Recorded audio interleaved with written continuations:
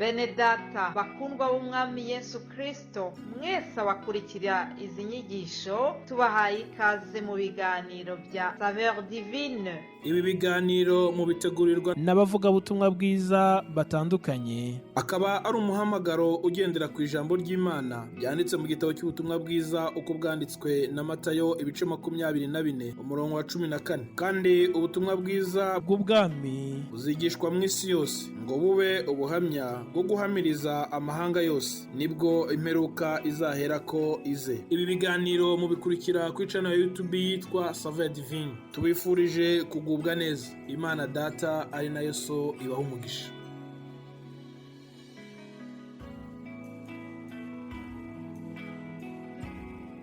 Ndabaramukije inshuti bakundwa umwami wacu Yesu Kristo, muri kumwe na mwene se na Katimana Eric mu kiganiro cya Saveur Divine. Turashimira Imana ushobora byose yaduhaye kurangiza indwi amahoro, tutanga iyindi ndwi. Dushima Imana, indwi y'ubutumwa bwiza, indwi kumvisha Imana ivugana natwe biciye mu bakozi b'Imana yahamagaye. Imana nishimwe cyane. Turashimiye kandi abakozi b'Imana twakoranye ivugabutumwa ku rubuga.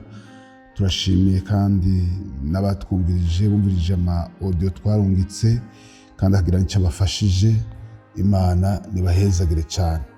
Rero uko bisanzwe buri ndwi turagira teme tuganirako, turagira ijambo ry'Imana, abakozi b'Imana baza kuvuga ko batandukanye.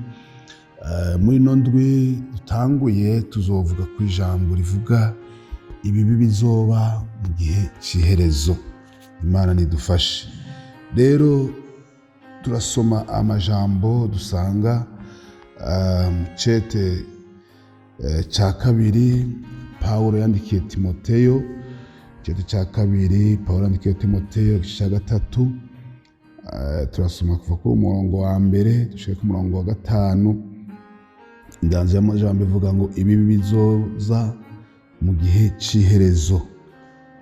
Umurongo mbere avuga ngo ariko umenye yuko mu minsi y'iherezo hazoza ibihe bigoye, kuko abantu bazoba bikunda gusa, bakunda amahera, birarira, bibona, batukana, batumvira abavyeyi, intashima, banegura ivy'Imana, badakunda n'ababo, banka kuzura, barementanya, batigarura, inkazi, badakunda ibyiza, abaguranyi, birandamuke,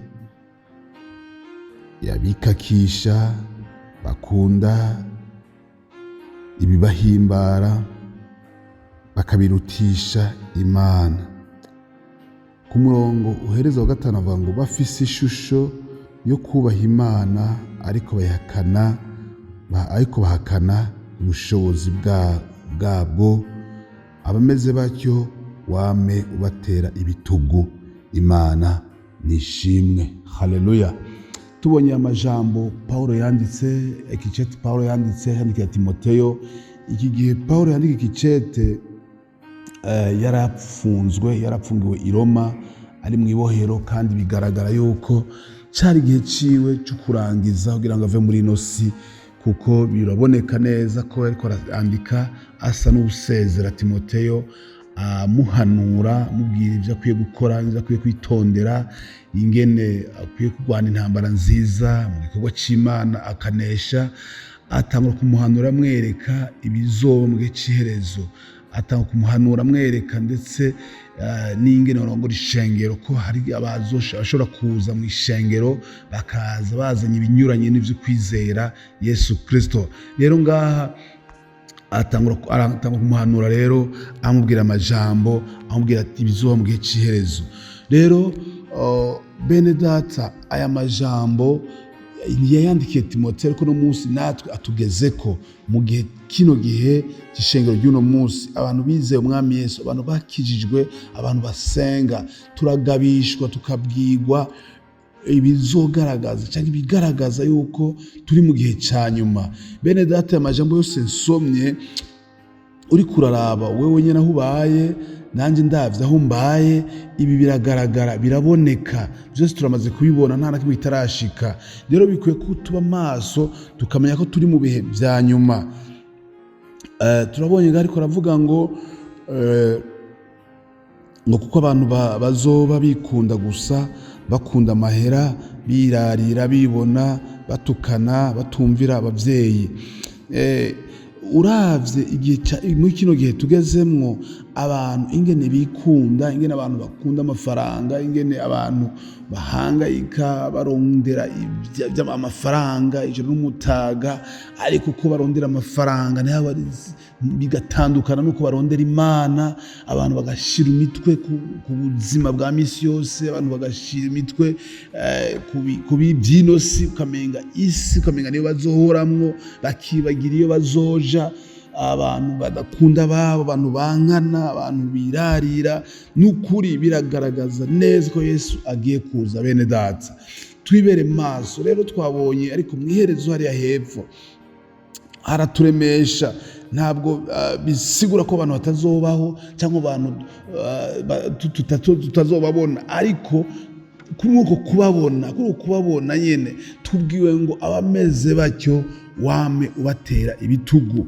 Imana nidufashe cyane, ko birashoboka ko abantu basanga natwe bamaze kutwinfluence, bamaze kutunyoha, bamaze kudukwega, tukisanga natwe turi mu byo nk'ivyo nabo barimwo. Ariko impanuro ikomeye ngaha avuga ngo bafise ishusho yo kubaha Imana, ariko bahakana ubushobozi bwabwo. Ngo bameze batyo wame ubatera ibitugu. Haleluya. Mwene data mukundwa w'Imana, maze kwakira agakiza, wewe uri kuja mu ijuru, urasabwa kubona aba bantu, hanyuma ngo ntiwifatanye nabo, ukirinda gufatanya n'aba bantu, ukirinda gukora ibikorwa nk'ivyo nabo bakora. Nimba abantu bariko barankana, nimba bafise urwango mu kibano, nimba bafise ishari n'inzigo mu kibano, nimba ako kazi aho ukora hariho kwankana, hariho ukwirarira, hariho ubwishima, hariho gukunda amafaranga, wewe bisaba mwakira Yesu Kristo, ugaragaze Kristo muri abo bantu nyene, ubabwira ubutumwa bwiza, ubereke urukundo. Haleluya. Ubereke itandukaniro ry'iwawe, wewe wamaze kwakira umwami Yesu, nabo nivyo barimwo. Hanyuma niwabona bidakunze ko bashobora kwakira umwami Yesu, niwabona ko bidakunze ko bihana, ntufatanye nabo, nibagukwege ngo have wisanga nawe ari wabakurikiye. Oya, ahubwo urabatera ibitugu, uhindukira umwami wawe Yesu Kristo, abari uhanga amaso, wame wibuka yuko iwanyu ari mu ijuru. Twebwe muri ino si tuhari nk'ingenzi, muri ino si tuhari nk'abantu barengana. Ntabwo dukwiye gufata imitima yacu tukayishira ku byo mwisi cyane, tukayishira ku mafaranga. Ugasanga abantu bakunda amafaranga, ugasanga n'abakizwa nabo ariko bifatanya no gukunda amafaranga. Oya, twebwe muri izo mpuzu z'amahera, amahera ngo niyo nkwezi y'ibibi byose. Imana idufashe cyane.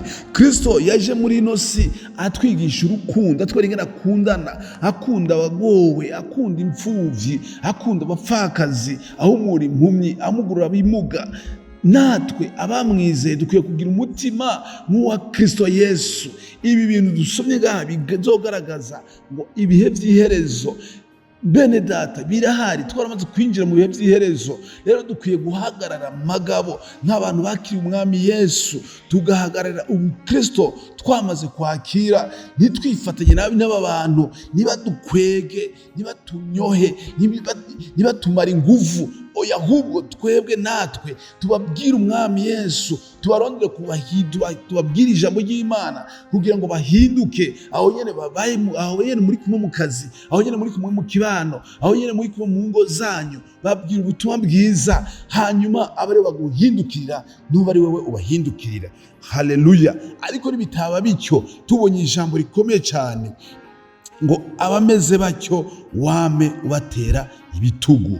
Haleluya. Mwene data, n'iri jambo ryiza ridushitse ko muri kino gitondo, rituhanura, rinatwereka ibihe tugezemo. Ibi byo twasomye turi muri ivyo, turabibona. Aho tubaye mu kibano turabibona, aho tubaye buri munsi turabibona byaramaze gushika. Rero bisigura ko igihe cy'iherezo twamaze gucinjiramwo, umwanya n'umwanya Yesu Kristo yoza. Nimba ukiri muri ibi, nimba ukiri mu ibi dusomye wiravye ukabona hari ikiho gutsinda, hindukira umwami Yesu, umwakire, wihane. Haleluya! Hanyuma Yesu Kristo nawe arakwakira, kuko abameze batyo ntabwo bazoraganwa n'abana b'Imana, ntabwo bazoraganwa n'ubwami bw'Imana. Ntabwo Kristo igihe azozira, Yesu igihe azozira gutora ishengero, ntabwo bazokwigera binjira muri ubwo bwami bw'umwami wacu Yesu Kristo bugiye kuganza ibihe n'ibihe. Mwene data, n'iri jambo rero